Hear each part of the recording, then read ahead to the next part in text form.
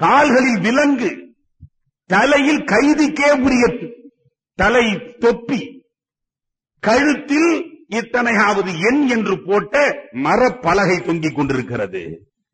கைதி எண் உள்ள மரப்பலகையோடும் கைதிக்குரிய தொப்பியோடும் காலில் விலங்கோடும் கடுங்காவல் தண்டனையை நண்பர்களே தமிழ்நாட்டிலே உள்ளவனுக்காக அல்ல, கேரளாவிலே இருக்கிற அந்த தாழ்த்தப்பட்ட எளிய சகோதரர்களுக்காக ஏற்றுக்கொண்ட உள்ளம் பெரியாருக்கு இருந்தது.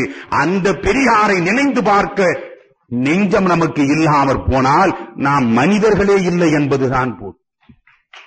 எனவே பெரியார் கடுங்காவல் தண்டனையில் இருக்கிறார். அப்பொழுது நண்பர்களே திடீரென்று ஒரு நாள் ராஜா செத்து போகிறார். அது கூட ராஜா எப்பொழுது செத்து போகிறார் என்றால், சத்துருகளை அழிப்பதற்காக ஒரு யாகம் நடத்துகிறார்கள். ராஜாவுக்கு யாரெல்லாம் சத்துருக்களோ அந்த சத்துருக்கள் அழிவதற்காக ஒரு யாகம் நடத்துகிற போது ராஜாவே செத்து போகிறார். ராஜா செத்தார். செத்த பிறகு பெரியார் சிறையிலே இருக்கிறார். வான வேடிக்கை, வெடிச்சத்தம் ஏராளமாக தொடர்ந்து கேட்கிறது. அங்கிருந்த சிறை வார்டனை அழைத்து பெரியார் கேட்டார், என்னப்பா திடீரென்று வான வேடிக்கை நடக்கிறது? ஒன்றுமில்லை, நம்முடைய அரசர் திருநாடு புகுந்து விட்டார் என்றார். அது போய் சேர்ந்து விட்டார் என்று பொருள். திருநாடு புகுந்து விட்டார். எனவே திருநாடு புகுந்த அரசர் திருநாடு புகுந்தால் நாங்கள் அதை துக்கமாக கொண்டாடுவதில்லை. ஒருவேளை இவன் போய் தொலைந்தானே என்பதற்காக மகிழ்ச்சியாக கொண்டாடுகிறான், அது வேறு கதை. ஆனால் வான வேடிக்கை நடத்தி அதை மகிழ்ச்சியாக கொண்டாடினார்கள். அதற்கு பிறகு அவருடைய மனைவி அரச பொறுப்பை ஏற்றுக்கொண்டார்.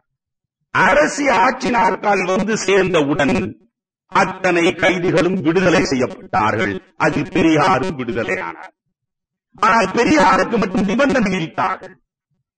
ஒரு குறிப்பிட்ட எல்லையை தாண்டி வைக்கம் உள்ளே அவர் நுழையக்கூடாது என்று தடை விதித்து அவரை திருவனந்தபுரத்தை உட்கார வைத்தார். பெரியார் இருக்கிறார். மறியல் போராட்டம் வேகப்பட்டு விட்டது. இதை அரசு பார்க்கிறார். நம்மால் இனி இதை தாங்க முடியாது என்று கருதி பெரியாரோடு சமரசம் செய்து கொள்ள வேண்டும் என்ற சூழலுக்கு அந்த பெண்மணி வந்து சேருகிறார். அப்பொழுது நண்பர்களே, அவருடைய திவான், அவர் ராஜாஜிக்கு கொஞ்சம் நெருக்கமானவர். ராகவையா என்று பெயர் அவருக்கு. அந்த திவான் ராகவையா என்ன செய்கிறார்?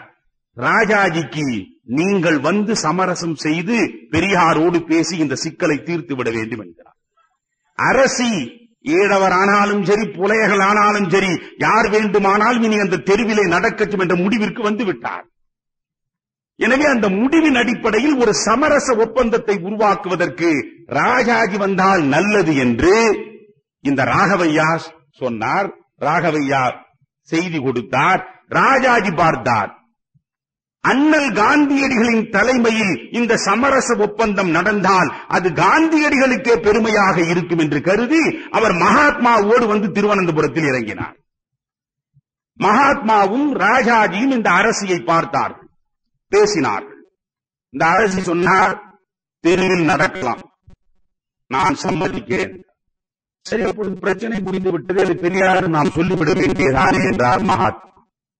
உடனே அரசு சொன்னார், இந்த பெரியாரத்தோடு விடமாட்டாரே, தெருவிலே நடப்பதற்கு அனுமதி கொடுத்தால் பிறகு கோயிலுக்குள்ளே நுழைய வேண்டும் என்று கேட்பாரே, பிரச்சனை பெரிதாக போகுமே, அதனால் அதை நீங்கள் தெருவோடு நிறுத்துவதற்கு உங்கள் செல்வாக்கை பயன்படுத்த வேண்டும் என்று அரசி மகாத்மாவிடம் சொன்னார்.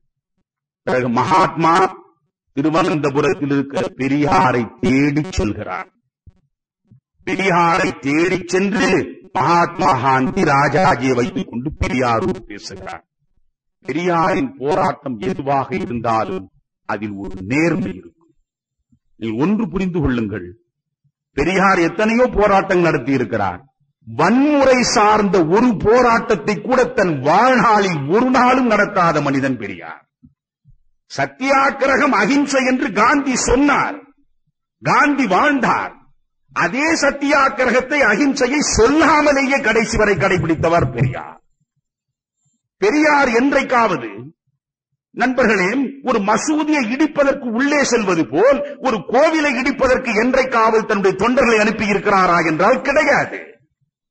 பிள்ளையார் சிலையை உடைக்கிற பொழுது கூட கடையிலே விற்கிற பிள்ளையாரை வாங்கி தெருவிலே உடை என்று சொன்னாரே தவிர, கோவிலிலே இருக்கிற பிள்ளையாரையோ அரச மரத்தடியில் இருக்கிற பிள்ளையாரையோ நீ உடைத்து விட்டு வா என்று ஒருபோதும் சொல்லாத மனிதன் பெரியார்.